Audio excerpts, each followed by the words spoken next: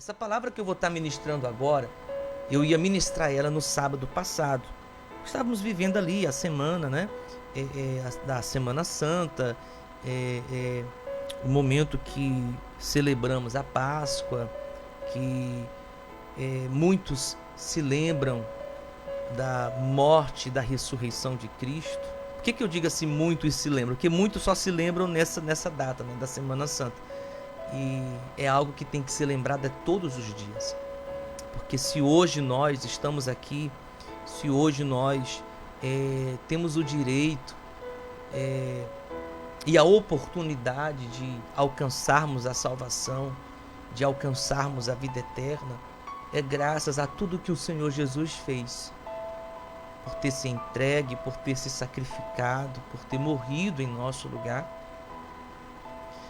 E tudo isso que ele realizou é o que nos dá o direito hoje e a oportunidade de termos uma vida de salvação, alcançarmos a nossa vida eterna. Então, não temos apenas que lembrar na Semana Santa, no período de Páscoa, tem que ser lembrado todos os dias. Todos os dias nós temos que agradecer a Deus por ter nos amado. Porque a Bíblia fala no Evangelho de Jesus, segundo escreveu João, no capítulo 3, versículo 16, a Bíblia diz que Deus amou o mundo de tal maneira que entregou o seu único Filho, para que todo aquele que nele crê não pereça, mas tenha a vida eterna. Então, todos os dias nós temos que ser gratos a Deus por ele não ter poupado a vida do filho dele, ter entregado o filho dele por mim, ter entregado o filho dele por você. Pastor, mas nem crente eu sou. Ele não entregou para os crentes, ou para os católicos, ou para os budistas. Não, ele entregou para o mundo inteiro. Foi para todos. Não foi para uma determinada classe, para um determinado povo. Não, Deus amou o mundo inteiro. Amou a mim, amou a você. Independentemente de quem você é, independentemente do que você faça, dos seus pecados, dos seus erros. Ele nos amou e entregou o Filho dele por todos nós. Então eu vou estar ministrando essa palavra agora, que está no Evangelho de Jesus, segundo escreveu Marcos, capítulo 15. Evangelho de Jesus, segundo escreveu Marcos, capítulo 15.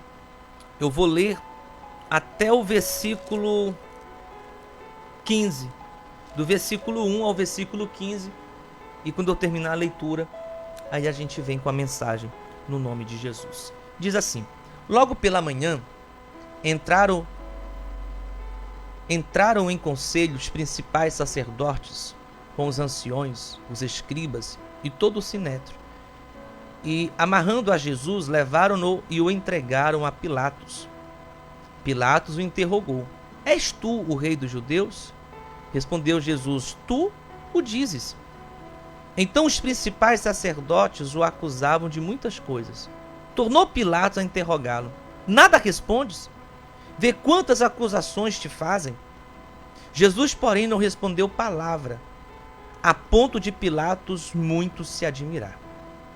Ora, por ocasião da festa, era costume soltar ao povo um dos presos, qualquer que eles pedissem.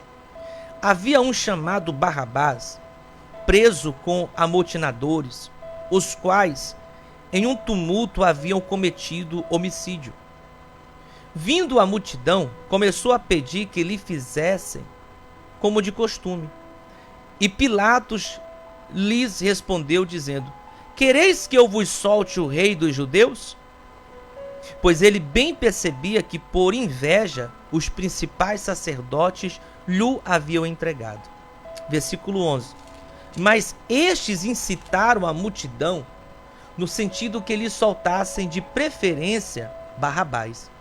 Mas Pilatos lhe perguntou: que farei então deste a quem chamais o rei dos judeus? Eles, porém, clamaram: crucificai-o. Mas Pilatos lhe disse: que mal fez ele? E eles gritaram cada vez mais: crucificai-o. Versículo 15. Então Pilatos, querendo contentar a multidão, soltou-lhes Barrabás e, após mandar açoitar a Jesus, entregou para ser crucificado. Esse é o texto. Um texto que eu já ouvi muito ser pregado. Muito mesmo. Principalmente nesse período, da Semana Santa que passou. Da crucificação de Jesus Cristo. Do povo ter escolhido Barrabás ao invés de Jesus. Que o povo poderia muito bem ter falado, não solta Jesus, crucifica Barrabás. Mas não, o povo escolheu ao contrário. Solta Barrabás e crucifica Jesus.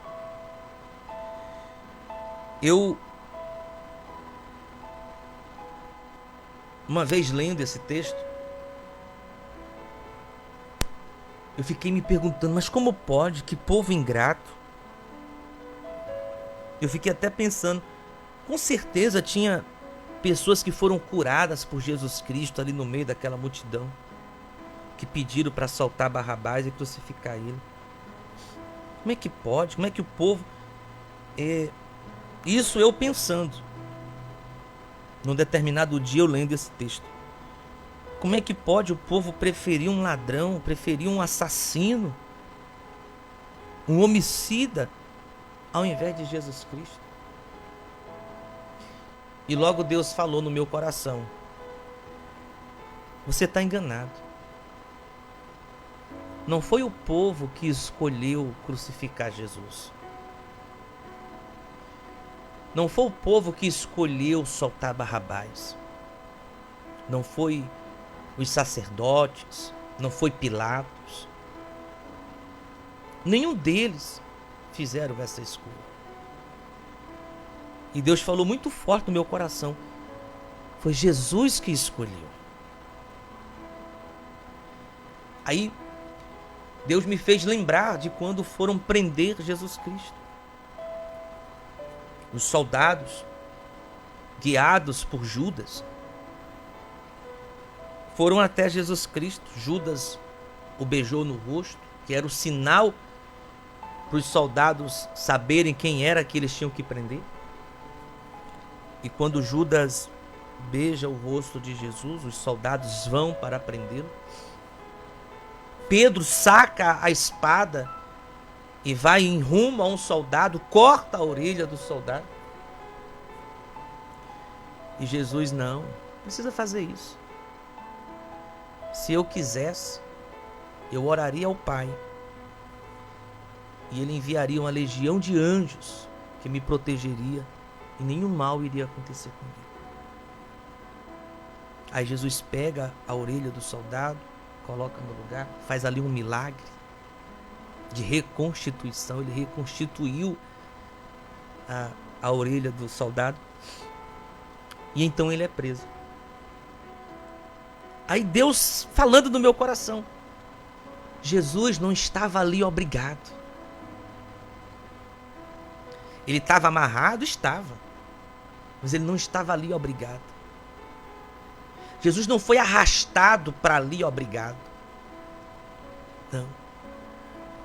Ele estava ali porque ele queria estar. Ele foi preso porque ele deixou ser preso. Não foi o povo que escolheu Barrabás para ser solto e Jesus para ser condenado. Foi Jesus que escolheu soltar Barrabás e ser crucificado. Aí Deus continuou falando no meu coração: quem é Barrabás? E eu: meu Deus, quem é Barrabás? E Deus respondeu: Barrabás representa o mundo. Porque Barrabás estava preso. Preso por quê? Porque cometeu um pecado, cometeu um erro. Então Barrabás está ali representando quem? Representando eu. Representando você. Nos representando, nós pecadores.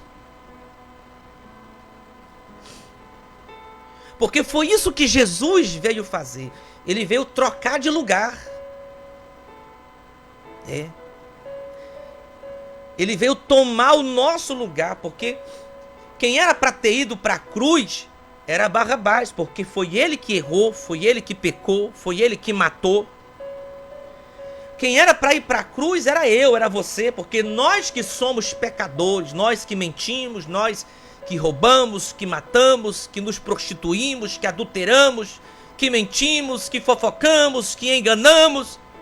Pastor, que é isso? É verdade.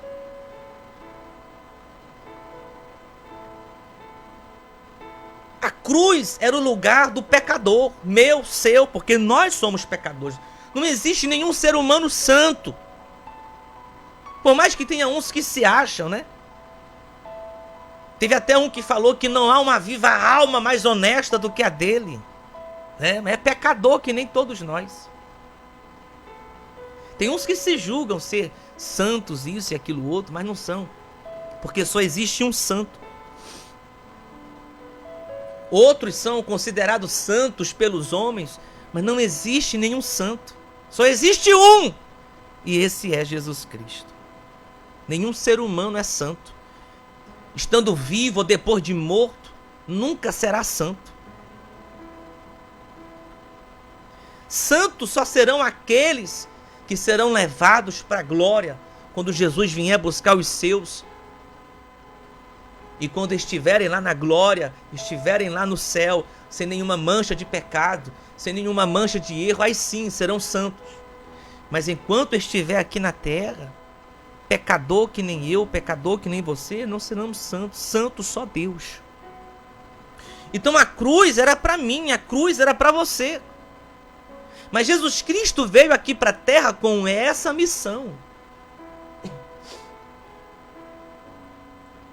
A missão de trocar de lugar. De tomar o meu e o seu lugar. De tomar o lugar de Barrabás.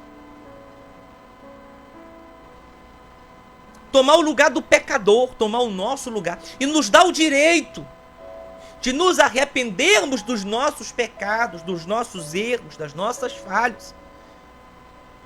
E alcançarmos a salvação. Barrabás ali, ele alcançou a salvação de ser entregue naquela cruz, de morrer naquela cruz. Ele foi salvo da cruz. Mas não sei se ele foi salvo para a vida eterna, porque a Bíblia não fala mais dele. Não sei se ele se arrependeu dos erros, dos pecados, ou se ele continuou errando, não sei. Se ele continuou matando, porque ele era um homicida, se ele continuou matando, não sei. Mas naquele exato momento ele foi livre da cruz. E Jesus Cristo, ao ser crucificado, ele estava nos livrando da cruz, nos livrando dos nossos pecados, nos livrando dos nossos erros, nos livrando das nossas falhas. Mas só o ato de Jesus fazer isso não nos leva a ser salvo. Porque o que me leva a ser salvo é o meu arrependimento dos meus pecados, dos meus erros, das minhas falhas. Não sei se você está conseguindo compreender. Não sei se você está conseguindo entender a mensagem de hoje. Mas a mensagem de hoje é nos levar a compreender que tudo o que Jesus fez foi por mim, foi por você, com um único objetivo: nos levar à salvação, tomando sobre ele os meus e os seus pecados, pecados que já cometemos, ou pecados que iremos cometer. Porque não é porque eu sou pastor, sou pastor, fui consagrado a pastor, que virei santo. Não, eu sou ser humano. Eu sou carne, que nem você. Sujeito a erros, sujeito a falhas, sujeito a pecados. Eu não estou livre de pecar. Eu posso pecar. Não quero pecar, mas a carne pode nos levar a errar. Mas o que eu tenho que entender? Que se eu me arrepender dos meus pecados, dos meus erros, das minhas falhas, crendo em Jesus Cristo como Senhor e Salvador da minha vida, eu irei alcançar a salvação. Por isso que a Bíblia nos pede para a gente orar e vigiar, vigiar e orar, para que não caia em tentação. Isso quem falou? O próprio Jesus Cristo. Não é porque eu já recebi Jesus como Senhor e Salvador da minha vida, que eu sou pastor, que já estou salvo. Não! Eu não estou salvo ainda. Por quê, pastor? Porque eu ainda estou aqui na terra. Eu ainda estou vivo. A salvação ela é conquistada dia após dia. Dia após dia eu tenho que lutar pela minha salvação. Lutar contra a minha carne, lutar contra os meus desejos, lutar contra as minhas vontades, lutar contra os meus pensamentos, lutar contra os meus olhos, os meus ouvidos. Porque tudo isso que eu falei, meus pensamentos, meus olhos, meus ouvidos, minha boca, pode me levar a pecar. Às vezes até sem eu querer. Por isso que a salvação, ela é conquistada dia após dia. Jesus Cristo conquistou o direito de nós alcançarmos a salvação lá na cruz, quando ele morreu, quando ele se sacrificou por mim, quando ele se sacrificou por você. Ele alcançou o direito de sermos salvos. Mas a salvação eu alcanço e eu conquisto todos os dias, lutando para não pecar. E se pecar, me arrependendo dos meus pecados. Me arrependendo. Vou repetir, me arrependendo. Não é como muitos sentem, remorso. Muitos sentem remorso. Não é arrependimento, remorso. O que é arrependimento, pastor? É eu pecar e eu fazer de tudo para não pecar de novo em cima daquilo que eu cometi. Se eu menti, eu vou fazer de tudo para mim não mentir. Se eu roubei, vou fazer de tudo para mim não roubar. Se eu matei, vou fazer de tudo para mim não matar de novo. Se eu me prostituí, se eu adulterei, se eu traí a minha esposa, vou fazer de tudo para não cometer isso de novo. Não é fazer como o ladrão de banana. Não sei se eu já contei aqui na rádio, mas vou contar. Todos os dias ele roubava um cacho de banana do vizinho. Aí ele ouviu que o roubo não agrada a Deus, que ele tinha que se arrepender. Aí ele vai orar e pede perdão. Aí na oração ele diz: Senhor, eu te peço perdão por todos os cachos de banana que eu já roubei. E aproveitando, eu quero te pedir perdão pelo cacho de banana que eu vou roubar amanhã. Ou seja, ele não estava arrependido. Não estava. Não estava arrependido. Pede perdão pelo que fez, pelo que roubou. Os cachos de banana que roubou, já está pedindo perdão pelo que ele vai roubar no dia seguinte. Não está arrependido. Então entenda, compreenda isso. Não é que quem recebe Jesus, virou um santo, agora é perfeito. Como tem muitos, eu reconheço isso, tem muitos crentes que acham que são perfeitos, que não pecam. Não existe essa pessoa que não peca. Ainda tem muitos que ainda apontam, que julgam, fulano não vai ser salvo, eu já estou salvo. Fulano não vai para o céu, eu vou para o céu. Meu irmão, não é assim que se evangeliza. Não é assim que se fala do amor de Deus.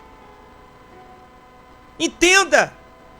Não é porque o camarada matou, roubou, que ele vai para o inferno. Se ele se arrepender, por mais que eu, como homem, não o perdoe, por mais que a família de quem ele matou não perdoe ele, mas se ele se arrepender de verdade, de coração, e receber Jesus como Salvador da vida dele, meu irmão, ele vai alcançar a salvação dele. Se ele se manter fiel até o fim, ele vai alcançar. Repito, por mais que ele vá preso, pague lá na prisão pelo crime dele, eu não sou contra, tem que pagar. Se matou, tem que pagar. Se fez coisa errada, tem que ser preso, tem que pagar. Mas se lá na prisão ele se arrepender e receber Jesus como o Senhor e Salvador da vida dele, e não cometer mais, ele vai alcançar a salvação dele. Repito, por mais que ele não alcance o perdão da família de quem ele fez mal, mas A salvação não é garantida pelo meu perdão, a salvação é garantida pelo perdão de Deus. Pelo perdão de Deus. Então coloque isso no seu coração. Por mais pecador, errado e falho que você seja, se você se arrepender e receber Jesus como Senhor e Salvador da sua vida, você alcança a sua salvação. E não importa o que você fez. Não importa. O seu pecado, o seu erro. Se foi grande, se foi pequeno. Tem muita gente que pensa que para Deus existe diferença de pecado. Pecadinho ou pecadão. Não existe. Para Deus tudo é pecado. Tudo é pecado. Mentir e matar é pecado. É pecado. Para Deus dá no mesmo. Para Deus dá no mesmo. Nós, seres humanos, fazemos essa diferença. Né? Temos essa diferenciação. A lei, a nossa própria lei, o judiciário, né, tem um determinado tanto de anos de cadeia para determinado erro. Para Deus não, para Deus tudo é pecado. Que se eu não me arrepender, a condenação é o inferno. Seja por uma mentira, seja por ter matado, por ter roubado, por ter feito isso, ter feito aquilo. Se eu não me arrepender, a condenação é uma só. A Bíblia diz que o salário do pecado é a morte. É a morte. Então, Jesus Cristo, ele não foi condenado porque as pessoas escolheram. Ele não foi para a cruz porque as pessoas escolheram ele. Ele tem que ir para a cruz e Barrabás tem que ser solto. Não. Ele foi para a cruz porque ele escolheu ir para a cruz. Ele morreu porque ele escolheu morrer. Porque Jesus foi quem quis vir. Porque Jesus foi quem deixou ser preso. Jesus foi quem deixou ser castigado como ele foi. Cuspido, bofeteado, colocaram uma coroa de espinho na cabeça dele. Chicotearam ele. Ele escolheu. Ele permitiu tudo isso. Para quê, pastor?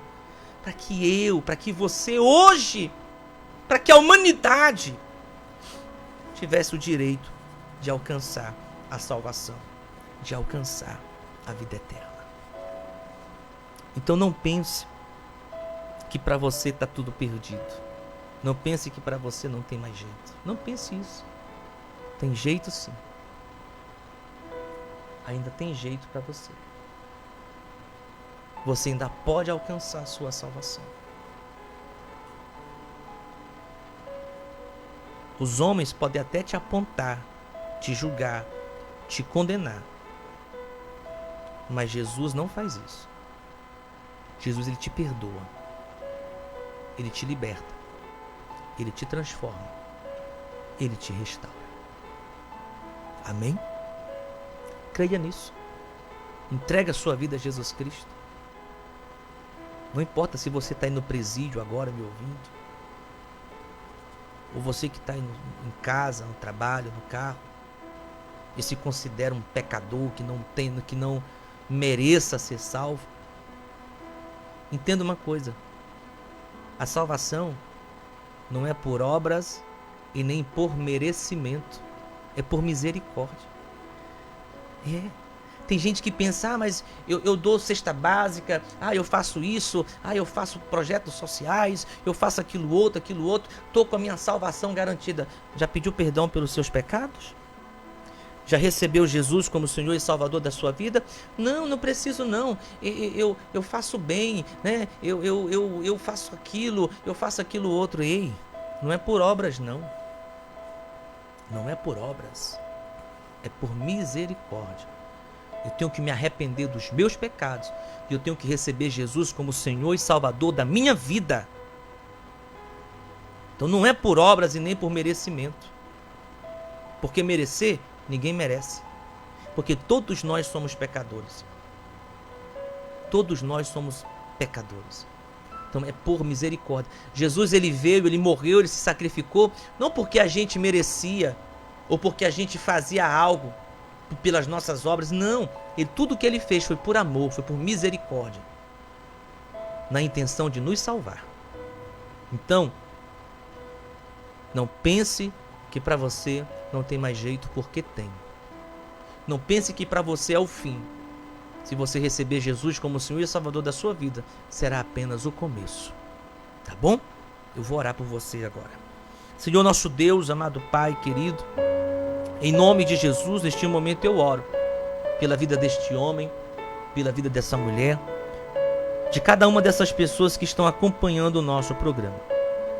Meu Deus, que o Senhor esteja abençoando a vida delas, a casa, a família, o lar, que o Senhor esteja derramando da tua misericórdia sobre todos, dando saúde, paz, restaurando, transformando, mudando a vida dessas pessoas. Visita, Deus, os que estão nos hospitais, cura eles, restaura a saúde deles. Eu oro pela vida do Bruno, eu oro, meu Deus, pela vida da irmã Maria Santana, eu oro pelo pastor Dinaldo, que está lá em São Luís, internado, entubado. Oro por todos, meu Pai, que estão precisando de um milagre, precisando de cura, precisando de restauração. Cura eles, Pai. Dê vitória para eles. Muda a história dessas pessoas, Pai. É o que eu te peço, no nome do Pai, do Filho e do Espírito Santo. Amém. E graças a Deus.